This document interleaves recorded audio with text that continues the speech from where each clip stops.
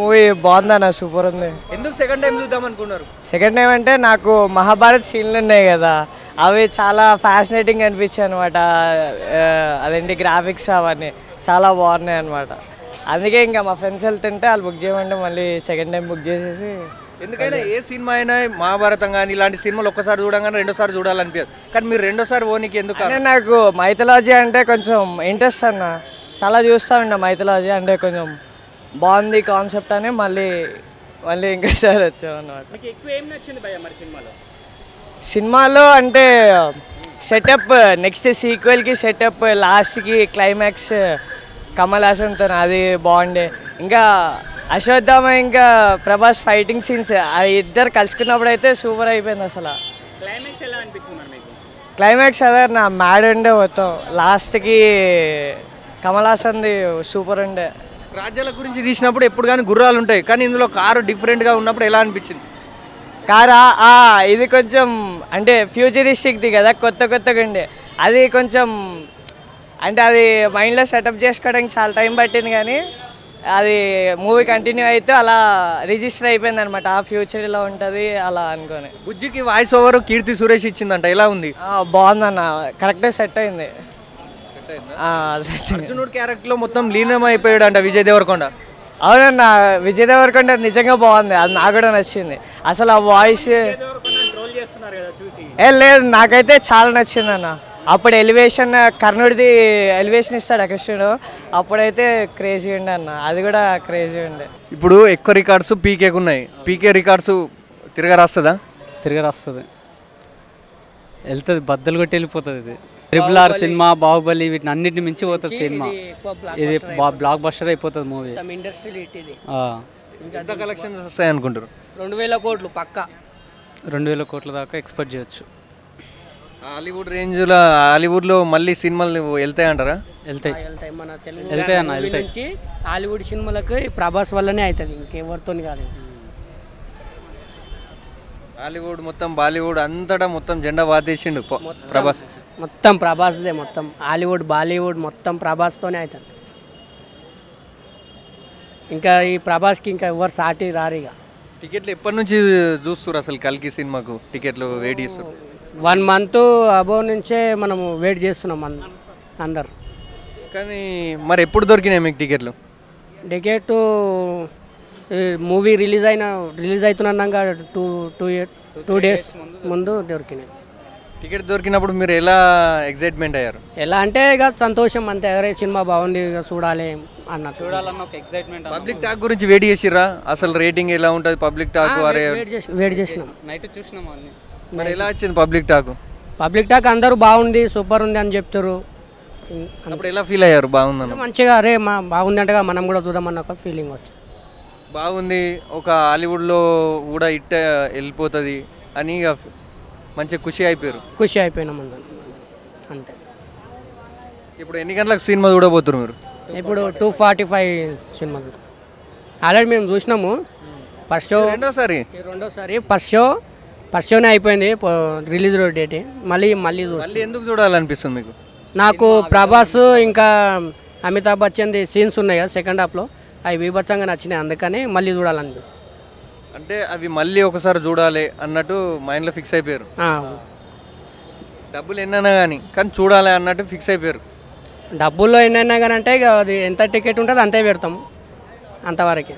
Ticket ఒకసారి చూసినాక అందరు అనుకుంటారు ఒకసారి చూసినాం కదా డబ్బులు అన్నీ వేస్ట్ ఎందుకు. డబ్బుల కోసం అని కాదు, ముందు అది చూస్తాం కదా మనం, అది ఫైట్ సీన్స్ అనేవి మన మైండ్లో ఉండిపోతాయి. ఇక ఈ డబ్బులు అని మనం అనుకోము, పోయి చూడాలి ఇంకొకసారి అంతే. ఇక మరి డైరెక్టర్ ఇద్దరు ఉన్నారు, ఆర్జీవి అండ్ రాజమౌళి. ఆ ఇద్దరిలో ఏ డైరెక్టర్ది మంచి పాత్ర అనిపించింది మీకు? కొద్దిసేపు ఉన్నా సరే. నాకు ఆర్జీవిది మంచి అనిపించింది, ఎందుకంటే ఆర్జీవి వాడు బెస్ట్ ఫ్రెండ్ అని పరిచయం చేస్తాడు ఎవరికి, బ్రహ్మానందానికి సంథింగ్ క్యారెక్టర్కి పరిచయం చేసి వాడు ఏదో సంథింగ్ ఇస్తాడు 500 యూనిట్ కానీ. అందులో ఏముందని అందరం చూసే వరకు అందులో గుడ్డు ఉంటుంది, అది బాగా అనిపించింది నాకు. అలాగే ప్రభాస్ది జోక్స్ బాగున్నాయంటే ఎలా అనిపించింది మీకు? ప్రభాస్ టైమింగ్ బాగుంది ఇందు సినిమాలో, జోక్స్ ఇంకా టైమింగ్ మంచిగా ఉంది, కామెడీ టైమింగ్ మంచిగా అనిపిస్తుంది. అలాగే హీరో విజయ్ దేవరకొండ కూడా ఉన్నాడంట, ఆయన పాత్ర కూడా చాలా బాగుందంట. ఇలా బాగుంది, అతనిది అర్జున్ పాత్ర ఉంది దీంట్లో. అదే కర్నూన్కి తనకి యుద్ధం అయ్యేటప్పుడు అతను ఉంటాడు అందులో. బాహుబలిలో రనాది విలన్ క్యారెక్టర్ ఎలా ఉందో ఇందులో కమల్ హాసన్ క్యారెక్టర్ కూడా అలానే ఉందంట, నిజమేనా? కమల్ హాసన్ అంతా లేదను, ఎందుకంటే అతను విలను ఇందులో ఒక యోగా టైప్లో ఇట్లా కూర్చొని ఉంటాడు అది లాస్ట్ మూమెంట్లో. అది ఏదో ఇట్లా పెట్టుకున్న తర్వాత అతనికి ఒక శక్తి వస్తుంది, ఆడికే లాస్ట్ అయిపోతుంది సినిమా. అలాగే తెలంగాణ యూట్యూబ్ ఛానల్ నుంచి చిన్నోడా రసూల్ అంటే ఆయన ఉన్నాడా? రసూల్ పోరడా? ఉన్నాడు, ఆ పోరడు ఉన్నాడు.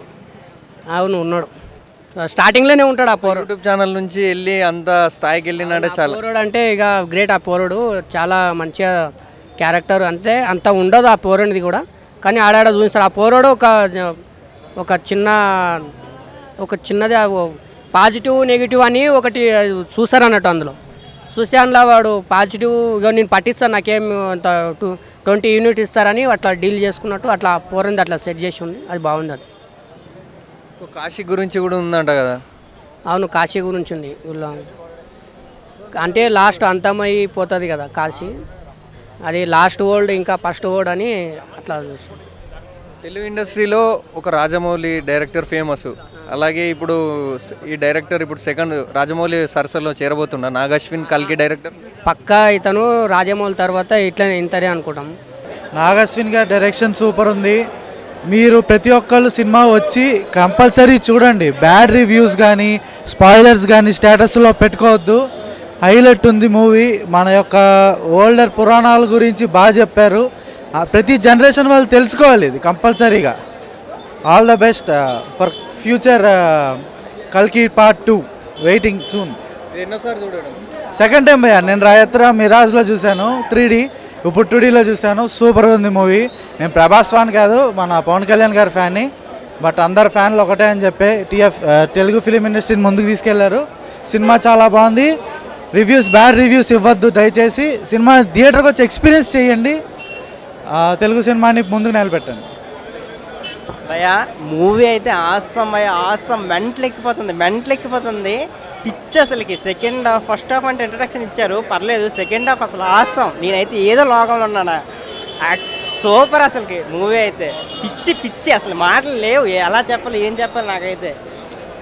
ఆసం అసలుకి ఈ మూవీ. ఇంకా ఇలా ఎవరు తీస్తారో తెలియదు కానీ ఆసం అసలుకి. ఇంకేం చెప్పలేను ఆ మాటకి మించి. సినిమా మాత్రం గుద్దాలుగుంది, బాగుందన్న.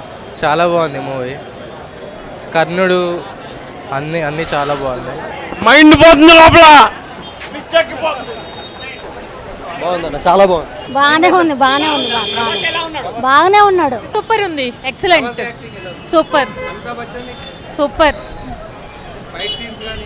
ఎక్సలెంట్,